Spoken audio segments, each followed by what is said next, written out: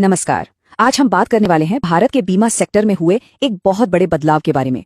सरकार ने एक ऐसा फैसला लिया है जिसे अभी अभी मंजूरी मिली है और इसका असर हम सब पर पड़ सकता है। तो चलिए इस पूरे मामले को आसान भाषा में समझते हैं। तो सबसे बड़ा सवाल जो हम सब के मन में है, क्या इस बदलाव के बाद बीमा पॉलिसी खरीदना सस्ता हो जाएगा?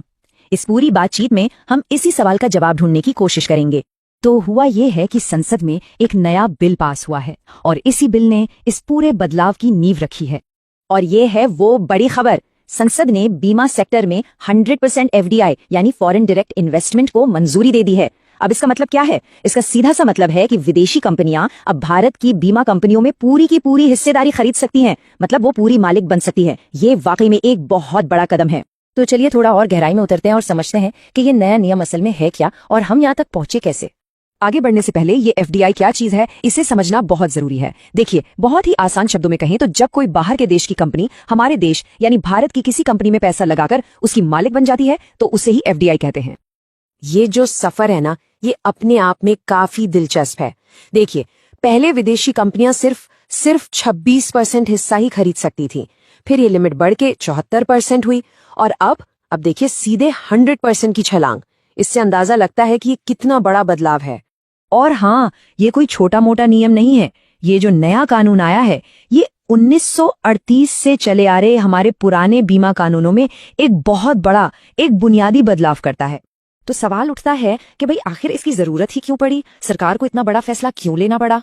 इस सवाल का जवाब इस एक नंबर में छिपा है, 3.7%। जी हाँ, सिर्फ 3.7%। ये भारत में बीमा की पहुंच का आंकड़ा है। अब सोचकर देखिए, 3.7% का असल मतलब क्या है? इसका मतलब है कि हमारे देश में हर 100 लोगों में से ठीक से 4 लोगों के पास भी कोई बीमा सुरक्षा नहीं है। ये एक बहुत बहुत बड़ी कमी है जिसे सरकार अब भरना चाहती है। और इसी कमी को पूरा करने के लिए सरकार ने एक बहुत बड़ा सपना देखा है, एक लक्ष्य रखा है। 2047 तक, यानी जब भारत अपनी आजादी के 100 साल पूरे करेगा, तब तक हर भारतीय के पास बीमा होना चाहिए। ठीक है, ये तो हो गई बड़ी बड़ी बातें। अब आते हैं सबसे जरूरी सवाल पर कि इस सब का आम आदमी पर, हम लोगों पर क्या असर पड़ने वाला है। तो देखिए, उम्मीद ये की जा रही है कि जब बाहर की कंपनियां यहाँ आएंगी तो मार्केट में कंपटीशन यानी मुकाबला बढ़ेगा, और जब भी मुकाबला बढ़ता है तो फायदा किससे होता है? ग्राहक को।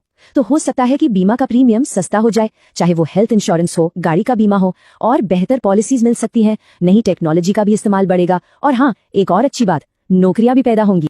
जाहिर सी बात है, जब भी इतना बड़ा कोई बदलाव होता है तो कुछ चिंताएं भी होती हैं और कुछ सुरक्षा के नियम भी बनाए जाते हैं। तो चलिए उस पर भी एक नजर डालते हैं।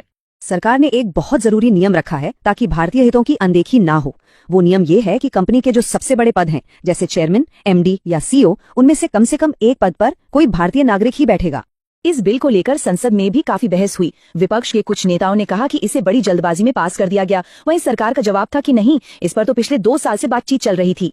चलिए, अगर ये सारी बातें थोड़ी मुश्किल लग रही हैं तो अब मैं आपको एक बहुत ही आसान से उदाहरण से समझाता हूँ जो आपको हमेशा याद रहेगा। जरा सोचिए, एक बाजार है जिसमें सिर्फ 2 ही दुकानें हैं, तो वो अपनी मनमर्जी से सामान बेचेंगे, दाम भी ज्यादा रख सकते हैं, है ना? अब सोचिए उसी बाजार में 10 नई दुकानें और खुल जाएं, तो क्या होगा? जाहिर है, ग्राहकों को खींचने के लिए सब अपनी कीमतें कम करेंगे, सामान की क्वालिटी बेहतर करेंगे। बस बिल्कुल यही चीज अब बीमा सेक्टर में होने की उम्मीद है।